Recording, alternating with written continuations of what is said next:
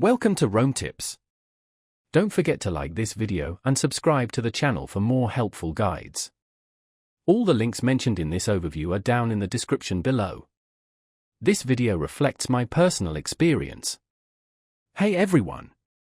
If you're looking to disconnect your Messenger account from another device, you've landed in the perfect spot. It's a surprisingly simple process. To begin, open either your Messenger app or Facebook, it doesn't matter which.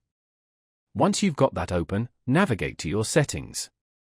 Scroll down to the bottom of the settings menu until you locate the Meta Account Center option. Tap on it. From there, select Password and Security. On the following screen, look for the Where You're Logged In section and give it a tap.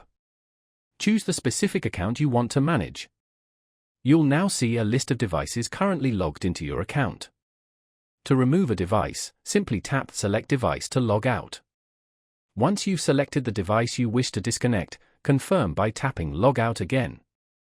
And that's it! It's really that easy to log out of your account on other devices remotely, all from the comfort of your own phone. So there you have it. Thanks for watching. Please remember to leave a like and subscribe for more helpful tips.